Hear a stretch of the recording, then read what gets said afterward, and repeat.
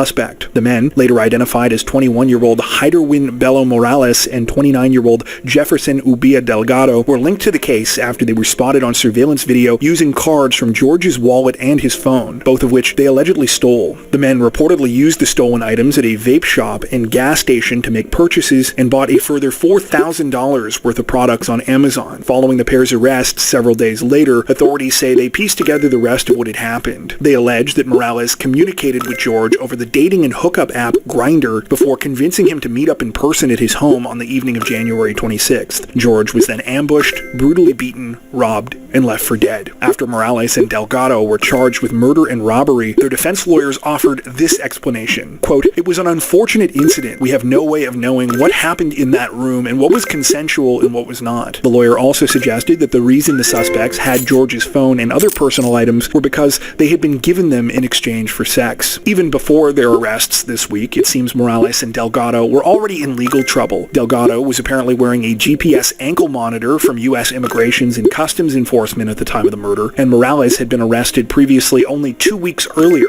after he was accused of trying to lure a 13-year-old girl into his vehicle.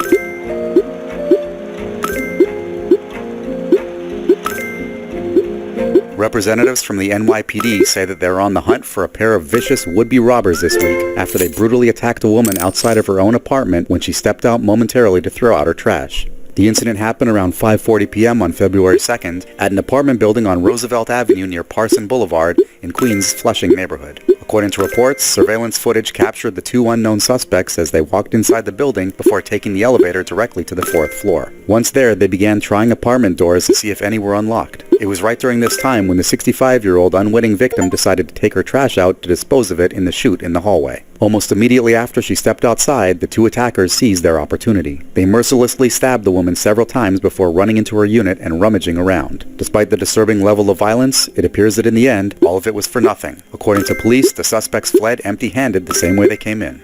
Thankfully, the female victim was quickly taken to a local hospital and is expected to survive. Understandably, the crime has left residents of the apartment complex shaken, who say that it's normally a quiet building. Still, the crime is particularly unnerving because the suspect's behavior in the surveillance video appears to show that they're familiar with the scene. They seem to know where they're going and even remember to put their heads down as they pass the cameras. At the time of this recording, the identity of the two perpetrators remains unknown and the situation is still under investigation. I love Rise Mushroom Coffee, and not just because I look good drinking it. Hello there.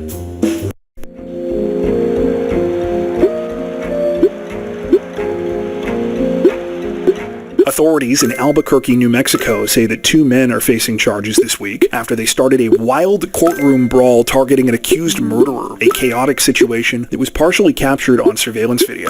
The whole thing happened on the morning of January 31st during a hearing for murder defendant Alexander Ortiz. Ortiz is currently facing charges for the killing of his 20-year-old ex-girlfriend, Aliana Farfan. After Aliana broke off their abusive relationship, Ortiz allegedly shot and killed her inside of her apartment last year on January 11th. Friends told police that they heard the fatal gunshot before busting down Eliana's bedroom door and discovering that she'd been shot in the face. Witnesses, meanwhile, said they saw Ortiz fleeing out a window at the crime scene. During the procedural hearing this week, things were going completely normal until suddenly Aliana's uncle, 40-year-old Carlos Lucero, jumped a barrier and ran into the courtroom's gallery. Footage shows him charging at Ortiz, who falls to the ground as he begins to be pummeled. Another man, identified as 51-year-old Pete Isasi, follows quickly behind Lucero. While his relation to the case is unclear, it appears from the footage that he joins the uncle in the beating. Things get even more chaotic when a third man, who is said to be Ortiz's father, joins the fray. The situation continues to escalate, with other family members running up and trying to pull the men back until corrections officers are finally able to break up the fight. While no one was seriously injured during the brawl, Ortiz reportedly suffered cuts to his face. Because corrections officers were also attacked, Lucero and Isasi were arrested and charged with assault and battery of a peace officer. It seems that Lucero doesn't mind, though. He later explained to authorities that Ortiz, quote, killed my niece like a coward, stating, It was worth every moment. According to reports, the murderer of Aliana Farfan isn't the only one Ortiz is accused of. He's also facing charges related to the killing of a 35-year-old woman named Nicole Maldonado, a crime that happened less than a week later at a local food market. Following this week's hectic situation, a spokesperson for the 2nd Judicial District Court where it all took place said that the incident highlights the importance of courtroom safety. They stated in part, quote, "This is just one more incident that we continue to deal with. These are the types of things that we see regularly. I really want to give recognition to the MDC officer who was caught in the middle of this. He did everything he could to ensure the safety of everyone."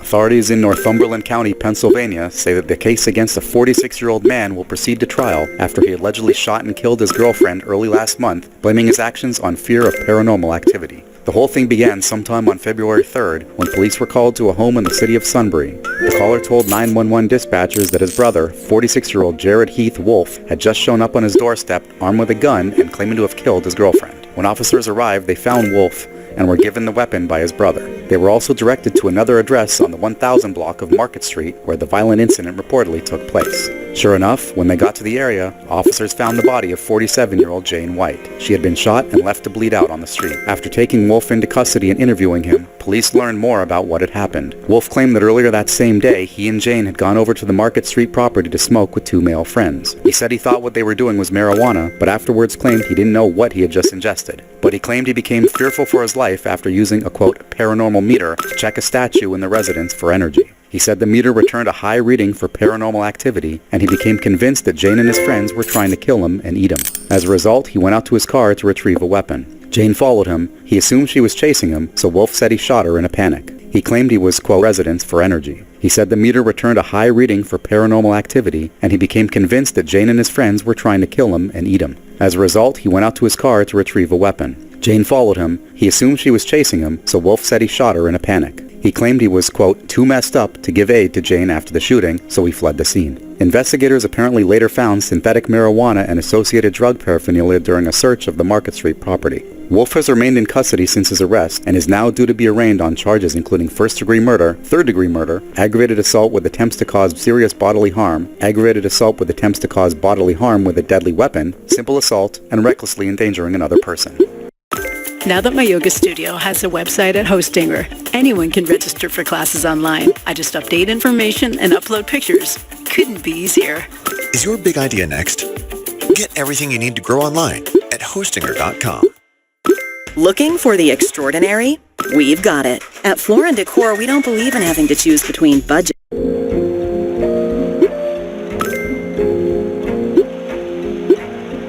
Representatives from the Florida Highway Patrol released the details of a bizarre recent high-speed chase this week, and the only thing more wild than the pursuit itself was what the male suspect was wearing when they finally caught him. According to police, the whole thing began just after midnight on January 27th, when officers with the Highway Patrol spotted the man in question, 36-year-old Dylan Keith Devereaux, driving recklessly and at a high rate of speed in Pasco County. They attempted to pull Devereaux over, but he allegedly refused, leading to a chase. Even after the 36-year-old crashed his truck into a tree, he was apparently still quite a handful. Despite being hit twice with a stun gun, he managed to wriggle his way out during a fight with officers, running off into the woods with a handcuff dangling from one of his wrists. Thanks to the help of a police canine, authorities were able to track Devereaux to a nearby property in the community of Arapica. The canine's involvement is even more fitting once you know what Devereaux was wearing once he was caught, though police would have to exercise a bit of patience first. When they got to the house, which belonged to Devereaux's girlfriend, she claimed that he wasn't there and didn't want anyone to come in because there were illegal drugs inside. After several more hours, authorities were able to obtain a warrant and they returned to the property. That's where they successfully took Devereaux into custody, who was dressed in a Dalmatian onesie.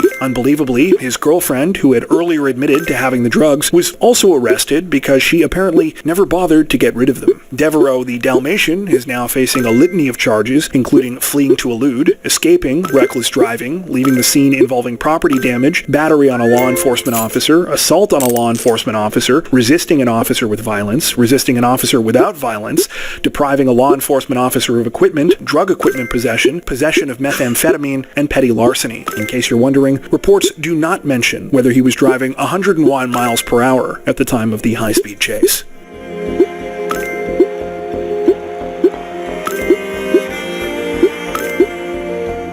Authorities in Kenosha, Wisconsin say that they're investigating a disturbing mystery this week after a man and his dog were found stabbed to death inside of a home just hours after police were called there about a potential burglary. The whole thing began shortly before noon on February 3rd when police received a 911 call from a 52-year-old man named Andrew Fankuch. Andrew said he believed someone might be in his home on the 8500 block of 18th Avenue.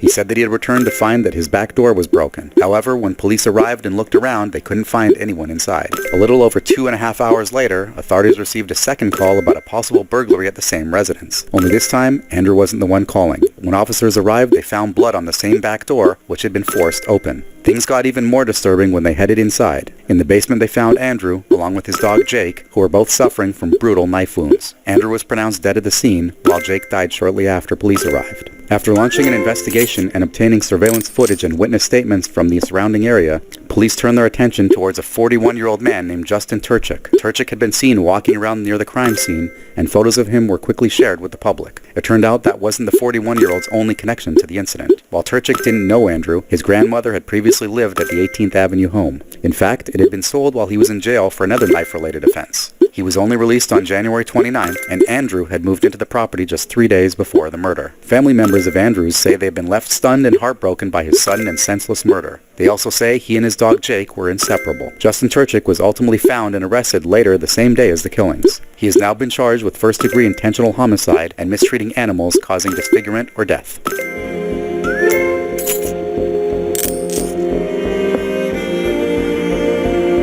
Authorities in Licking County, Ohio say that they are searching for answers this week after a terrifying shooting at a cosmetics company warehouse left 2 people dead and at least 4 others injured. The incident began shortly before 10:30 p.m. on February 4th when police in the city of New Albany began receiving frantic 911 calls from employees at the KDC-1 Cosmetics complex. Dispatchers were told that a worker there, later identified as 28-year-old Bruce Reginald Foster III, had opened fire on his colleagues. One 911 caller, who was also a victim of the shooting, said that he had been hit in the neck by a bullet. However, he had managed to wrestle the gun away from Foster, who had since fled the scene. When officers arrived, the warehouse was evacuated. Approximately 150 people were present at the time, but Foster was no longer among them. According to reports, authorities had just missed him as he caught a rideshare away from the area. What police did find, though, were several wounded victims. At least 6 people had been shot, several of whom were suffering from extremely serious injuries. Sadly, one person was pronounced dead at the scene, while another would pass away from their injuries the following day. The deceased victims have since been identified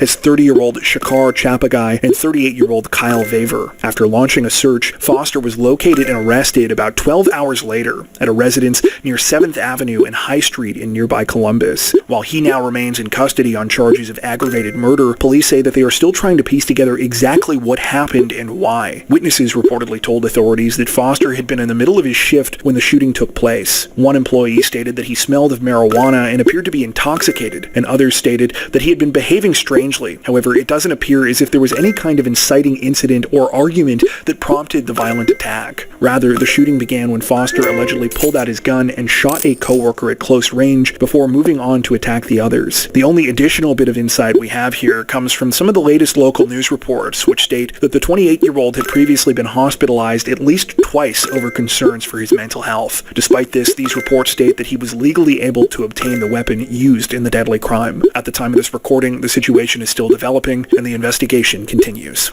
Before we wrap up, we'd like to take a second to give a huge shout out to everyone who has made it this far into the video. Seriously, thank you so much for watching.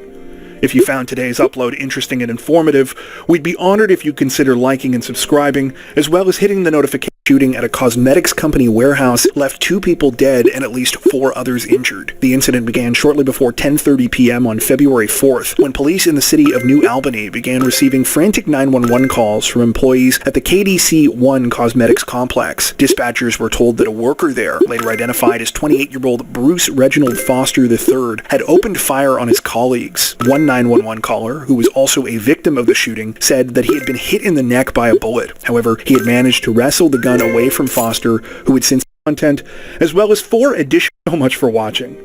If you found today's upload interesting and informative, the is still developing and the investigation continues. Before we wrap up, we'd like to take a second to give a huge shout out to everyone who has made it this far into the video. Seriously, thank you so much for watching.